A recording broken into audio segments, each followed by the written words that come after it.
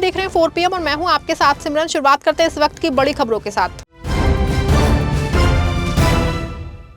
उन्नाव के चर्चित उत्तम हॉस्पिटल यौन शोषण और अपहरण मामले में अब एक नया मोड़ सामने आया है। अस्पताल संचालक के भतीजे और अपहरण के आरोपी को देर रात गोली मार दी गई। घायल युवक ने पुलिस और मीडिया के सामने चौंकाने वाले आरोप लगाते हुए दावा किया है कि उसे और लापता युवती की नशीली दवाइयां उसको देकर बंधक बनाया गया था। मामला सदर कोतवाली क्षेत्र स्थित उत्तम हॉस्पिटल का है।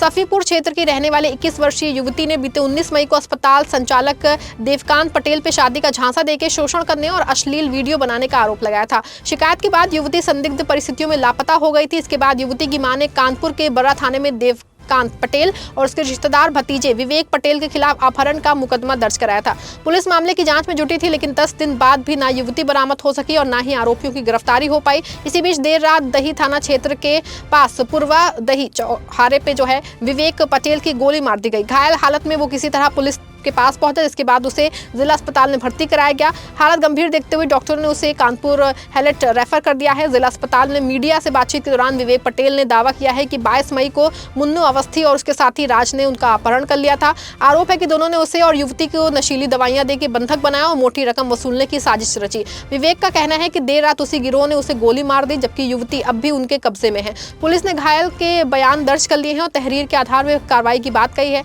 हालांकि पूरे मामले में पुलिस की कार्यशैली पर सवाल उठ रहे हैं, क्योंकि 10 दिन बाद भी लापता युवती का कोई सुराग नहीं मिल पाया है।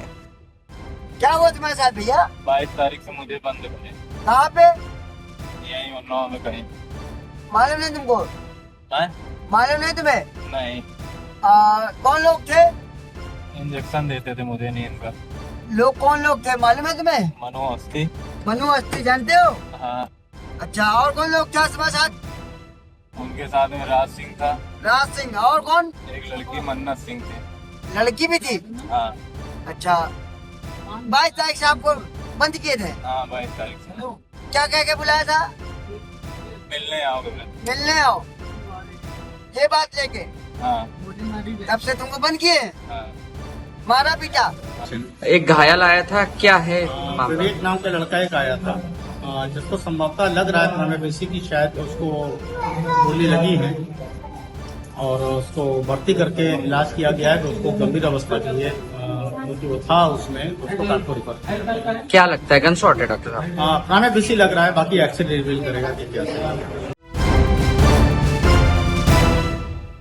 मिर्जापुर में बीजेपी नेताओं की उपेक्षा का एक मामला अब चर्चा का विषय बन गया है। बिजली समस्या को लेकर कैबिनेट मंत्री से मिलने पहुंचे भाजपा नेताओं और जनप्रतिनिधियों को कथित तौर पे बैठने तक के लिए कुर्सी नहीं मिली, जिसके बाद सोशल मीडिया पे लेकर के आमजन में उनको लेकर तरह तरह की चर्चाएं शुरू हो गई। बताया जा रहा है कि सीखड़ ब्लॉक प्रमुख सत्येंद्र कुमार सिंह उर्फ गुड्डी सिंह समेत चुनार विधानसभा क्षेत्र के कई भाजपा नेता क्षेत्र में खराब बिजली व्यवस्था की शिकायत लेकर के कैबिनेट मंत्री के आवास पहुंचे थे। नेताओं का कहना है कि सीखड़ और मीडिया फीडर क्षेत्र में लगातार बिजली संकट बना हुआ है, जिससे किसानों और आम लोगों को भारी परेशानी का सामना करना पड़ रहा है। लेकिन मंत्री दरबार में पहुंचे नेताओं को कथित तौर पर बैठने तक के लिए कुर्सी नहीं मिली है और वो खड़े खड़े ही मंत्री को पत्रक सौंपते हुए नजर आए। मिर्जापुर के 96 क्षेत्र में कैनाल निर्माण कार्य को लेकर विवाद खड़ा हो गया है। भाजपा नेता ने निर्माण में घटिया सामग्री इस्तेमाल करने और मानकों की अनदेखी का आरोप लगाते हुए नहर विभाग से जांच और कार्रवाई की मांग की है। मामला विकास खंड 96 क्षेत्र के भवरूपुर अजगना हरगड़ा बाजार के पास जो है कैनाल प्रथम पर चल रहे निर्माण कार्य का है। भाजपा नेता राम मनोहर का आरोप है कि निर्माण कार्य में तकनीकी मानकों की अनदेखी की जा रही है। उन्होंने कहा कि निर्माण में निर्धारित लाल बालू की जगह सफेद बालू का इस्तेमाल किया जा रहा है, जिससे निर्माण की गुणवत्ता प्रभावित हो रही है। आरोप है कि सरकारी धन का दुरुपयोग करते हुए घटिया सामग्री लगाई जा रही है। भाजपा नेता का कहना है कि कैनाल में पानी छोड़े जाने पर तेज दबाव के साथ बहाव होता है। ऐसे में कमजोर निर्माण ज्यादा दिनों तक टिक नहीं पाएगा और भविष्य में वो बहे जाने की आशंका बनी रहेगी। उसके क्षेत्रीय लोगों ने यह भी निर्माण कार्य की गुणवत्ता में सवाल उठाए हैं। लोगों का कहना है कि यदि समय रहते जांच नहीं हुई तो सरकारी योजना का उद्देश्य प्रभावित होता है और जनता को नुकसान उठाना पड़ता है। भाजपा नेता और ग्रामीणों ने विभागीय अधिकारियों से मौके पर पहुंचकर निर्माण सामग्री की जांच कराने और दोषियों के खिलाफ कार्रवाई की मांग की है। सीतापुर के मछेर हचा थाना क्षेत्र में करंट लगने से प्राइवेट लाइटमैन की मौत के बाद ग्रामीणों को गुस्सा फूट पड़ा है। पोस्टमार्टम के बाद परिजनों और ग्रामीणों ने शव को सड़क पर रख के जाम लगा दिया, जिससे कई घंटों तक यातायात बाधित रहा। मामला मछरे हचा थाना क्षेत्र का है, जहां कोतवाली देहात इलाके के ताजपुर बरसिंधिया गांव निवासी आनंद उर्फ नंदी प्राइवेट लाइटमैन के रूप में काम करता था। बताया जा रहा है कि कार्य के दौरान वो अचानक बिजली करंट की चपेट में आ गया, जिससे उसकी मौके पे ही मौत हो गई। घटना के बाद परिवार में कोहराम मच गया है। पोस्टमार्टम के बाद शव गांव पहुंचते ही परिजनों और ग्रामीणों का आक्रोश बढ़ गया। लोगों ने गौरिया मछरे हटा मार्ग पे शव को रख के प्रदर्शन शुरू कर दिया और जिम्मेदारों के खिलाफ कार्रवाई और मुआवजे की मांग करने लगे। सड़क जाम होने से दोनों वाहनों की लंबी कतारें दोनों तरफ लग गई और राहगीरों को भारी परेशानी का सामना करना पड़ा। सूचना मिलते ही थाना प्रभावी प्रभात गुप्ता, अमर सिंह और अनिल सिंह भारी पुलिस बल के साथ मौके पर पहुंचे। स्थिति की गंभीरता को देखते हुए प्रशासनिक अधिकारियों को भी बुलाया गया है। काफी देर तक वार्ता के बाद नायब तहसीलदार अजय कुमार ने परिजनों को कार्रवाई और हर संभव मदद का आश्वासन दिया है, जिसके बाद ग्रामीणों ने जाम समाप्त किया। बांदा में शुक्रवार देर रात आए भीषण आंधी तूफान ने भारी तबाही मचा दी। करीब 60 से 80 किलोमीटर प्रति घंटे की रफ्तार से चली तेज हवाओं ने पूरे जिले में जनजीवन को पूरी तरह प्रभावित कर दिया है। अचानक बदले मौसम से लोग दहशत में आ गए। रात करीब 12:30 बजे तेज धूल, भारी आंधी, गरज चमक और बारिश के साथ मौसम ने अचानक भयावह रूप ले लिया। तेज हवाओं की आवाज और उड़ती चीजों से लोग सहम गए और घरों में दुबकने को मजबूर हो गए। कई लोगों ने पूरी रात डर और दहशत के बीच जाग के बिताई है। आंधी तूफान के चलते जिले के कई इलाकों में पेड़ उखड़ गए, बिजली के खंभे और तार क्षतिग्रस्त हो गए। कई जगहों पे टीन शेड उड़ गए और बड़े बड़े होल्डिंग जमीन पे गिर गए। शहर और ग्रामीण इलाकों में कई मोहल्लों में पूरी रात बिजली आपूर्ति ठप रही। तूफान के बाद प्रशासन और बिजली विभाग की टीम मौके पर पहुंच के नुकसान का आकलन करने में जुट गई है। कई क्षेत्रों में बिजली आपूर्ति बहाल करने का कार्य जारी है। मिर्जापुर के जमालपुर विकासखंड क्षेत्र में पेयजल संकट को लेकर के ग्रामीणों का गुस्सा फूट पड़ा है। गांव में हैंडपंप खराब होने और जल जीवन मिशन की पाइपलाइन बिछने के बावजूद कनेक्शन न मिलने से लोग पानी के लिए परेशान हैं।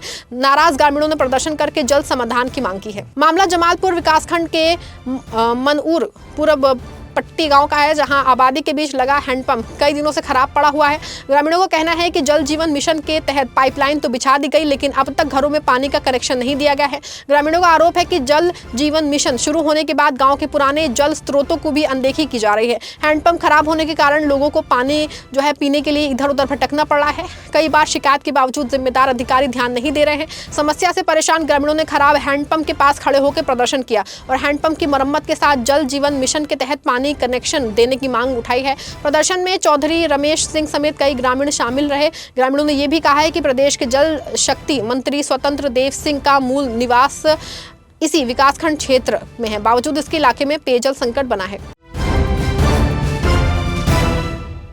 सीतापुर के चर्चित परदेशी बाबा हत्याकांड का पुलिस ने सनसनीखेज खुलासा किया है। अंधविश्वास और बदले की भावना में एक युवक ने तांत्रिक की गला रेत के हत्या कर दी। इतना ही नहीं, आत्मा भटकने के डर से शव के हाथ पैरों में कीले तक ठोक दी हैं। पुलिस ने आरोपी को गिरफ्तार करके हत्या में इस्तेमाल चाकू बरामद कर लिया है। मामला संदना थाना क्षेत्र का है, जहां 13 मई को एक अज्ञात शव बरामद हुआ था। जांच में मृतक की पहचान लखनऊ के मलियाबाद निवासी सत्यनारायण यादव की हुई थी। पुलिस जांच में सामने आया है कि आरोपी नागेंद्र पिछले कई वर्षों से अपनी मां के इलाज को लेकर परदेशी बाबा से नाराज चल रहा था। पुलिस के मुताबिक आरोपी को शक था कि तांत्रिक ने उसकी मां को तंत्र मंत्र के जरिए अपने वश में कर रखा है और वो उसे ठीक नहीं करना चाहता है। मौका पाके बाबा पे चाकू से हमला करके गला रेत दिया। हत्या के बाद आरोपी ने शव के हाथ और पैरों में लोहे के कीले ठोक दिए। पूछताछ में उसने बताया कि उसे किसी ने कहा था कि तांत्रिक की आत्मा को भटकने से रोकने के लिए ऐसा करना जरूरी होता है। घटना के बाद आरोपी शव को संदना इलाके में फेंक के फरार हो गया था। पुलिस अधीक्षक अंकुर अग्रवाल के निर्देश पे पुलिस टीम ने आरोपी को मलियाबाद रेलवे स्टेशन के पास से गिरफ्तार किया। आरोपी की निशानदेही पे खून से सना चाकू भी बरामद किया गया है। पुलिस के अनुसार आरोपी ने सबूत मिटाने के लिए मृतक का पर्स, कपड़े, जूते और पहचान पत्र जला दिए थे। साथ ही मृतक का मोबाइल फोन नदी में फेंक दिया था। फिलहाल पुलिस ने आरोपी को कोर्ट में पेश करके जेल भेज दिया है। दिनांक 13/5/2026 को संदना थाना क्षेत्र में एक अज्ञात पुरुष का, जिसकी उम्र करीब 52 वर्ष के आसपास थी, शव प्राप्त हुआ था। इसका काफ़ी प्रयास करने के बाद टीम लगाई गई और इसका शिनाख्त सत्यनारायण और परदेशी बाबा पुत्र अमरनाथ के रूप में हुई, जो कि नजर नगर मलियाबाद का निवासी।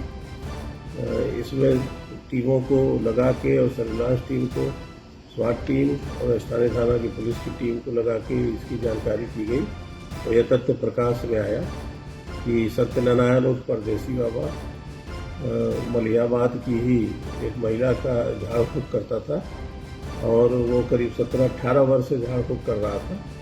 तो उस महिला के पुत्र द्वारा इससे बाबा से ये कहा गया कि ठीक नहीं हो रही है, तो कहा कि ऐसे ही चलता रहेगा। उसको शक भी था कि ये तंत्र मंत्र की विद्या भी कुछ कर रखा है, तो उसको बहाने से इस स्थान पर ले आके उसकी हत्या कर दी और उसका मोबाइल सराय नदी में फेंक दिया। उसका आधार कार्ड, पर्स इत्यादि जो उसके पास सामान था उसको जला दिया और तथ्य को छुपाने का प्रयास किया। हमीरपुर में बेतवा नदी पे बन रहा निर्माणाधीन कंडोर मोरा कादर पुल आधी रात मौत का मंजर बन गया। तेज आंधी तूफान के बीच पुल का हिस्सा भरभरा के गिर गया, जिससे दब के उसमें 6 मजदूरों की दर्दनाक मौत हो गई। हादसे के बाद मौके पे चीख पुकार और अफरा तफरी मच गई। चित्रकूट संभाग के हमीरपुर जिले में बेतवा नदी पे निर्माणाधीन कंडोर मोरा कादर पुल पे देर रात काम चल रहा था। इसी दौरान तेज आंधी और हवाओं के बीच पुल की स्ट्रिंग, स्लैब और भारी ढांचा अचानक भरभरा के नीचे गिर गया। प्रत्यक्षदर्शियों के मुताबिक हादसा इतना भयानक था कि मजदूरों को संभलने का मौका नहीं मिला। भारी स्लैब और लोहे की स्ट्रिंग के नीचे दबके 6 मजदूरों की मौत हो गई मौके पे, जबकि कई मजदूरों के मलबे में दबे होने की आशंका जताई जा रही है। घटना की सूचना मिलते ही प्रशासन में हड़कंप मच गया है।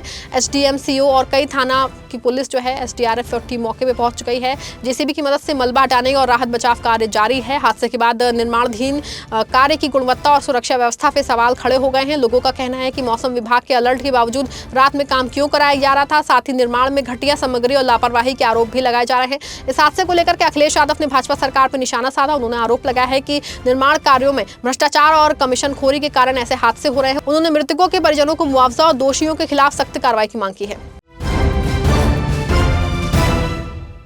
बांदा शहर के सिविल लाइन क्षेत्र में राज्य सेतु निगम कार्यालय के एक कमरे में पूर्व कर्मचारी का शव फंदे से लटका मिलने से सनसनी फैल गई है। सूचना मिलते ही पुलिस और फॉरेंसिक टीम मौके पर पहुंची और मामले की जांच शुरू कर दी है। मामला सिविल लाइन क्षेत्र स्थित राज्य सेतु निगम कार्यालय का है, जहां कार्यालय के एक छोटे कमरे में पूर्व कर्मचारी शिव नारायण यादव का शव संदिग्ध परिस्थितियों में फंदे से लटका मिला। बताया जा रहा है कि शिव नारायण यादव मूल रूप से अड़तरा क्षेत्र के रहने वाले और राज्य सेतु निगम कार्यालय में चपरासी के पद पे करीब 1 वर्ष पहले सेवानिवृत्त हुए थे। रिटायरमेंट के बाद भी वो कैजुअल आधार पे उसी कार्यालय में कार्य कर रहे थे। स्थानीय लोगों के मुताबिक शुक्रवार सुबह करीब 6:30 बजे उनकी पत्नी कार्यालय पहुंची। काफी देर तक दरवाजा खटखटाने के बावजूद अंदर से कोई आवाज नहीं मिली, जिसके बाद कर्मचारियों ने दरवाजा तोड़ा तो अंदर का दृश्य देख के सभी दंग रह गए। शिवनारायण यादव का शव कमरे में फंदे से लटका मिला। घटना की सूचना पर पुलिस और फॉरेंसिक टीम मौके पर पहुंचे और साक्ष्य जुटाने में जुट गई। पुलिस ने शव को कब्जे में लेकर पोस्टमार्टम के लिए भेज दिया है। फिलहाल आत्महत्या के कारणों का पता नहीं चल पाया है और पुलिस सभी पहलुओं की जांच कर रही है।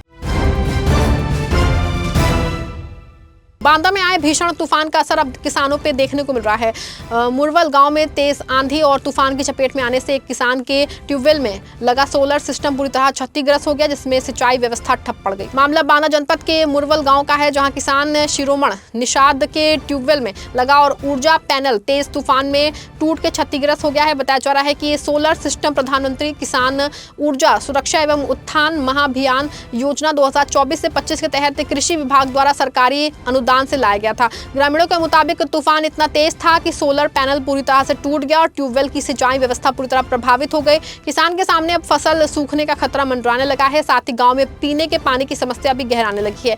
पीड़ित किसान ने प्रशासन और संबंधित विभाग से आर्थिक सहायता और जल्द मरम्मत कराने की मांग की है, ताकि सिंचाई और पेयजल व्यवस्था दोबारा बहाल हो सके। बदायूं शहर के एक छात्रावास में गंदे पानी की सप्लाई से परेशान छात्रों का गुस्सा सड़क पे फूट पड़ा। नाराज छात्रों ने हाईवे पे बैठ के प्रदर्शन किया है, जिससे कुछ देर के लिए यातायात उससे प्रभावित हो गया। बताया जा रहा है कि छात्रावास में पिछले कई दिनों से गंदे पानी की सप्लाई हो रही थी। छात्रों का आरोप है कि कई बार शिकायत करने के बावजूद अधिकारियों कर्मचारियों ने समस्या का समाधान नहीं कराया। शुक्रवार को परेशान छात्रों ने विरोध प्रदर्शन शुरू कर दिया है।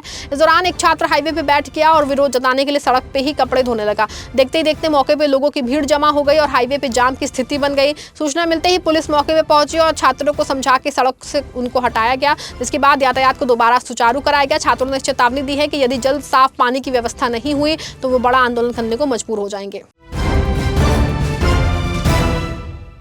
सीतापुर की पैंतेपुर नगर पंचायत में वंदन योजना के तहत हो रहे निर्माण कार्यों पे सवाल उठने लगे हैं। करीब 1 करोड़ 30 लाख रुपए की लागत से चल रहे निर्माण स्थल पे सूचना पट न लगाए जाने और घटिया निर्माण सामग्री इस्तेमाल किए जाने के आरोप लगाए जा रहे हैं। मामला पैंतपुर नगर पंचायत के वार्ड संख्या 1 स्थित जंगली नाथ मंदिर परिसर का है, जहां वंदन योजना के तहत टीन शेड, इंटरलॉकिंग और सीसी रोड का निर्माण कराया जा रहा है। स्थानीय लोगों का आरोप है कि निर्माण स्थल पर अब तक कोई सूचना पट नहीं लगाया गया है, जिससे कि योजना की लागत, निर्माण एजेंसी और कार्य अवधि जैसी जानकारी सार्वजनिक नहीं हो पा रही है।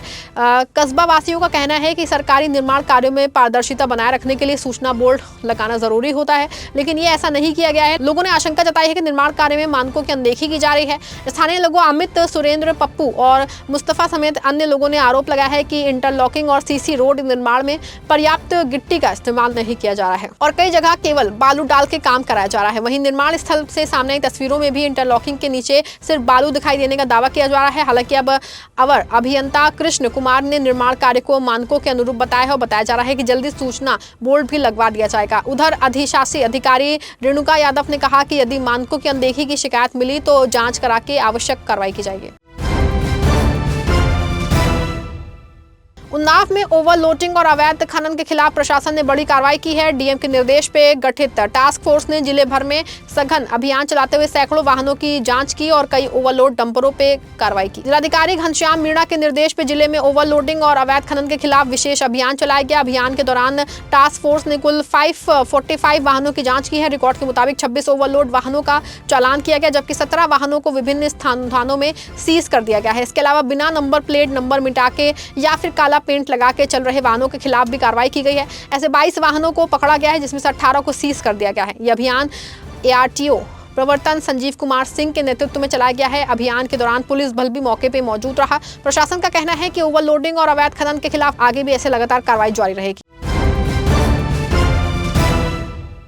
सीतापुर के रामपुर कला थाना क्षेत्र में एक दर्दनाक सड़क हादसे में रोडवेज बस से गिर के सहायक अध्यापिका की मौत हो गई। हादसे के बाद मौके पर अफरा तफरी मच गई। पुलिस ने शव को पोस्टमार्टम के लिए भेज दिया है। मामले की जांच शुरू कर दी है। मामला बिस्वा महमूदाबाद मार्ग पे पची गांव के पास का है, जहां चलती रोडवेज बस से गिर के विभा गुप्ता गंभीर रूप से घायल हो गई। वहां महमूदाबाद के सरावली टोला की रहने वाली थी और पिसावा स्थित राजकीय बालिकंटा कॉलेज में सहायक अध्यापिका के पद पे तैनात थी। जानकारी के मुताबिक रोडवेज बस महमूदाबाद से सीतापुर जा रही थी। शुक्रवार सुबह करीब 11 बजे अचानक वो बस से नीचे गिर गई, जिसमें वो गंभीर चोटें आई। हादसे के बाद यात्रियों में अफरा तफरी मच गई। सूचना मिलते ही डायल 112 पुलिस मौके पर पहुंची और एम्बुलेंस की मदद से घायल अध्यापिका को सामुदायिक स्वास्थ्य केंद्र पहले भेजा गया, जहां डॉक्टरों ने उनको मृत घोषित कर दिया। पुलिस ने शव को पोस्टमार्टम के लिए भेज दिया है और हादसे के कारणों की जांच की जा रही है। घटना के बाद परिवार में कोहराम है। कानपुर पुलिस ने नाबालिग लड़की से गैंगरेप के मामले में फरार चल रहे दरोगा अमित कुमार मौर्य को गिरफ्तार कर लिया है। आरोपी दरोगा पिछले 6 महीने से फरार था और इस पे 50,000 रुपए का इनाम घोषित किया गया था। बताया जा रहा है कि आरोपी अमित कुमार मौर्य संचेरी थाने में तैनात था। नाबालिग लड़की से गैंगरेप के मामले में नाम सामने आने के बाद से वो फरार हो गया था। पुलिस ने आरोपी की गिरफ्तारी के लिए कई टीमें लगाई थी। लंबे समय से फरार होने के चलते उस पर 50,000 रुपए का इनाम भी घोषित किया गया था। कानपुर पुलिस ने आखिरकार आरोपी दरोगा को गिरफ्तार कर लिया है। फिलहाल पुलिस आरोपी से पूछताछ कर रही है और आगे की कार्रवाई में जुटी है। कानपुर कमिश्नरेट में स्टेंडी थाने पर जनवरी में एक माइनर लड़की के किडनैपिंग और सेक्सुअल असॉल्ट से रिलेटेड एक केस दर्ज किया गया था। इसमें 2 अभियुक्त प्रकाश में आए थे, जिसमें से एक अभियुक्त को पूर्व में ही पुलिस द्वारा गिरफ्तार करके जेल भेज दिया गया। दूसरा अभियुक्त, जिसका नाम अमित कुमार मौर्य है, उसको पुलिस ने गिरफ्तार कर लिया। इस पर 50,000 का इनाम भी था।